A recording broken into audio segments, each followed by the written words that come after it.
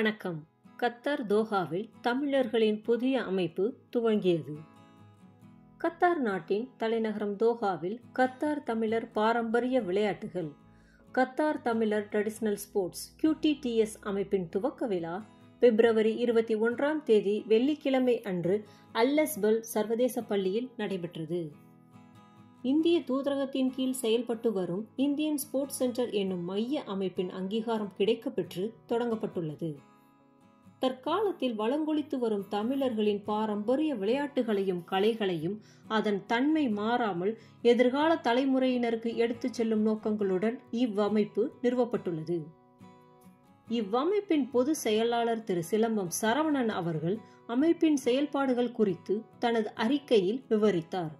அதில் முதன்மையாக குறிப்பிட்டது கத்தாரின் முதன்முறையாக சர்வதேச சிலம்ப போட்டி ஏப்ரல் மாதம் 25 அன்று நடக்க உள்ளதாக அறிவித்தார். அதனைத் தொடர்ந்து போட்டிக்கான பதாகையும் இந்தியன் ஸ்போர்ட்ஸ் சென்டர் பொது செயலாளர் திரு நிகாத் அலி மற்றும் முக்கிய தலைவர்களால் வெளியிடப்பட்டது. மேலும் அவர் தொடர்ந்து சங்கத்தின் செயல்பாடுகளாக வளையப்பந்து விளையாட்டு பயிற்சியும் அளிக்கப்படும் என்றும் சிலம்பம், கபடி, கொக்கோ, எரிபந்து, வளையப்பந்திற்கான கத்தார் தமிழர் பாரம்பரிய விளையாட்டு அமைப்பின் விளையாட்டு குழுக்கள் உருவாக்கப்பட்டு முறையான பயிற்சிகள் அளித்து வருங்காலங்களில் கத்தாரில் நடைபெறும் போட்டிகளில் பங்கு பெறவும் திட்டமிடப்பட்டுள்ளது.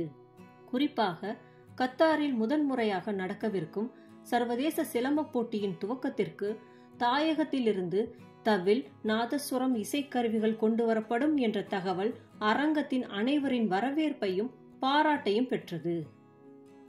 இவ்வமைப்பின் பயிற்சியில் சிலம்பம், குத்துவரிசை, கபடி, கொக்கோ, எரிபந்து, வளையப்பந்து, உரியடி உட்பட பல்வேறு வெளி அரங்கு விளையாட்டுகளும் மற்றும் பல்லாங்குழி, பரமபதம், தட்டாங்கல், வில் அம்பு, சதுரங்கம் போன்ற பல்வேறு உள் அரங்கு விளையாட்டுகளும் அடங்கும்.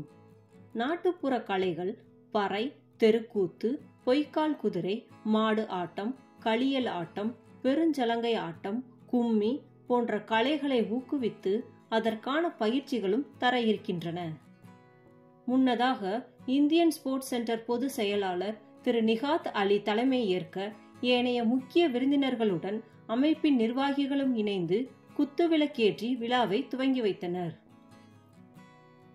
இவ்விழாவிற்கு மேலும் சிறப்பு விருந்தினர்களான இந்திய கலாச்சார மையத்தின் பிரதிநிதிகளான திரு ரவீந்திர பிரசாத், முன்னாள் பிரதிநிதி திரு மோகன்குமார், இந்திய சமூக நல அமைப்பின் பிரதிநிதிகளான திருமதி நிர்மலா குரு, திரு ராமசெல்வம், கத்தார் தமிழ் சங்கத்தின் முன்னாள் தலைவர்கள் திரு ராஜவிஜயன், திரு மணிபாரதி, இந்நாள் தலைவர் திரு முனியப்பன் மற்றும் நிர்வாகிகள், முன்னாள் தமிழ் சங்கத்தின் துணைத் தலைவரும் எழுமின் அமைப்பின் தலைவருமான திரு சக்திவேல் மகாலிங்கம், மகாராஷ்டிரா மண்டல் அமைப்பின் தலைவர் திருமதி உஷா சந்தீப் பட்டீல் மற்றும் நிர்வாகிகள், ஆந்திரா கலாவேதிகா அமைப்பின் தலைவர் திரு வெங்கப்பா மற்றும் நிர்வாகிகள், கத்தார் மயில் வரங்கத்தின் தலைவர் திரு வரதராஜன், கத்தார் முத்தமிழ் மன்றத்தின் தலைவர் மற்றும் நிர்வாகிகள், வெளிநாட்டில் வாழும் தமிழர்கள் நலவாழ்வு சங்கத்தின் தலைவர் மற்றும் நிர்வாகிகள், மனிதநேய கலாச்சார பேரவை பொது செயலாளர் மற்றும் நிர்வாகிகள், கத்தார் தமிழ் இளைஞர்கள் விளையாட்டுகள் அமைப்பின் தலைவர் மற்றும் நிர்வாகிகள்,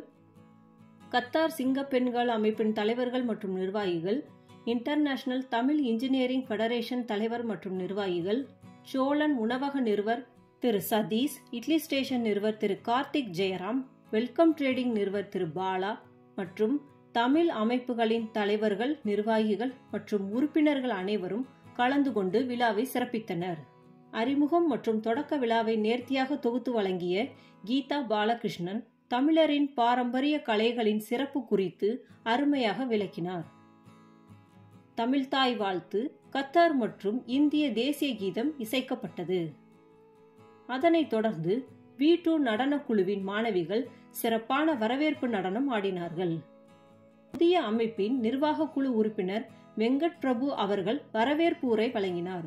தலைவர் பழனிக்குமார் குருசாமி அவர்களின் உரையை துணைத் தலைவர் பிரேம்கலா சரவணன் வாசித்தார்.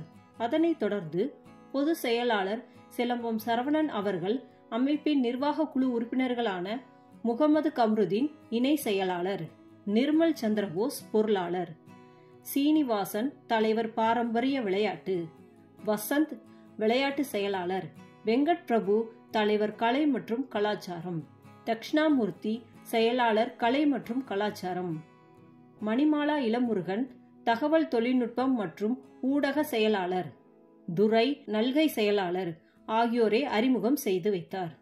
பொருளாளர் நிர்மல் சந்திரபோஸ் நன்றி உரையை வழங்கினார். பறை இசை முழங்க சிறப்பு விருந்தினர்கள் விளையாட்டு திடலுக்குள் அழைத்துச் செல்லப்பட்டார்கள்.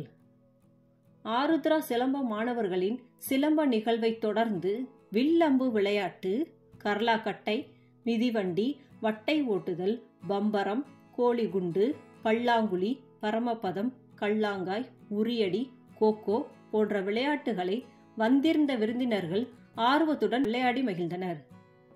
விளையாட்டின் நடுவில் 70-80களின் தேன் மிட்டாய், பொரி உருண்டை, நூல் மிட்டாய், எலந்த வடை, கை காத்தாடி, ஆரஞ்சு மிட்டாய், புளிப்பு மிட்டாய் போன்ற நாம் மறந்த இக்காலத்து சின்னஞ்சிறுவர்கள் அறிந்திராத பண்டங்களும் விளையாட்டு பொருட்களும் வழங்கப்பட்டது.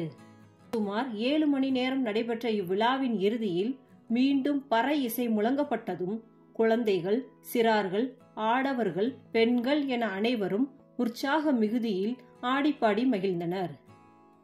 கிட்டத்தட்ட 300க்கும் மேற்பட்ட தமிழ் உறவுகள் கலந்து கொண்ட இதுபோன்ற விழா இனி அடிக்கடி நிகழ வேண்டும் எனவும், அடுத்த பாரம்பரிய விளையாட்டு கூடல் எப்போது வரும் என ஆர்வத்தோடும் காத்திருப்பதாகவும் கூறிச் சென்றனர். நன்றி.